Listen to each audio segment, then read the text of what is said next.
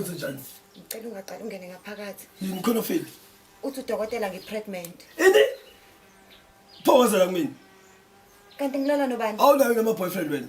Hayibo, uwena umuntu wami. Hayi mhlola bo, hayibo yabona ke ilento engakufuneli yona lethenjiwe mali yazi ngoba ngiyazi lento osho mina ngifaka condom mina. Habe. Bengenza lento engisongibona. Hey.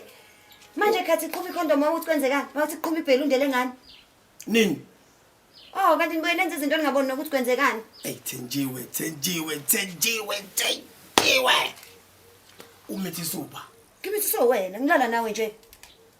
Thenjiwe. Wena usukulala nami ucabanga ukuthi uzophumani? Sukuthi uzongilala nje bese kuphuma iPhone 6. Phuma ingane uma ulala nomuntu. Usuke uyi-overtime le ukusekumsebenzi njengoba usebenza la khona ekhaya.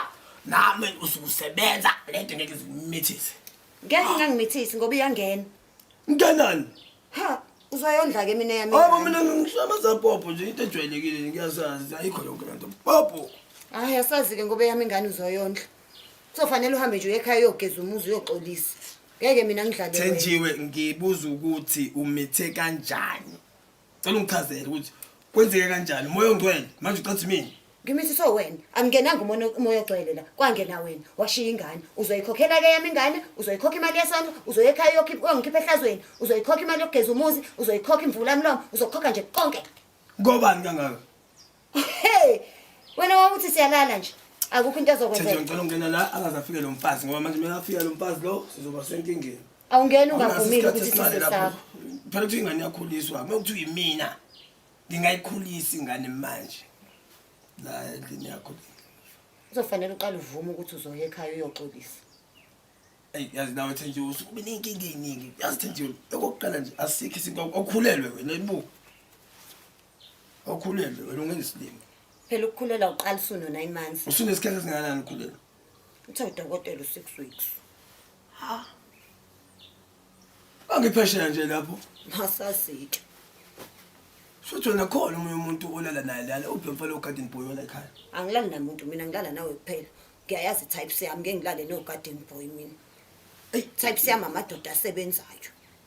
Ah phela mina ngumuntu osebenzayo. Oyiphethe kahle. Onomuzi wakhe enento zakhe. Awukwazi Thenjiwe ukuthi wena uqhamuke manje usuzoba nengane yami. Wena yonke into ekusengisebenze kangaka. Angithi umuntu ufanele abe nezinto zakhe, abe nezimoto zakhe nomuzi wakhe aphinde abe nezingane zakhe. Sengiqalileke ngiyakwakhela izingane zakhe. Yakho Thenjiwe yakho. Asasike ngoba uyenzile, uma ungayifuna ingane yami kongafanele udle ikhekhe lami. Jiza ayilona limnandi. Ayilikhekhe. Ayinathi impela isho. Hayi. But sithi ubuye ucabangisise kahle lento contact abortion uzame lapha ingeke hayi. Hlangana nale. Ngiyenze mina leyo nto ehambisana nosiko lami. Lalela ke Thenjiwe. Ngicela ungene la ngibingelela uma wala ekhaya and then ubuye ungivashele siqoqe kahle lento. Okay. Wazi kodwa ukuthi mina ngizoyikhipha indaba uma ungaye ekhaya ukoxolisa. Okuphela yonke into, okuphela kwaimoto nalowo muzi. Thenjiwe yasikakuzwa. Ukukhipha emaphepheni ngisho ukuthi ubasulala nesisebenzi. Wathi kumele ngiphume ngihambe la ayikho lento engiyiqalile la ekhaya yazi. Hlala wena mina. Thenjiwe Unplugged ngomhla ka3 October ku7 ntambama Durban Playhouse Theatre. Ngomhla ka4 October siyeza eSwatini. Thenga amathikiti akhe web ticket kanti eSwatini usiyowathola eMoja Tickets.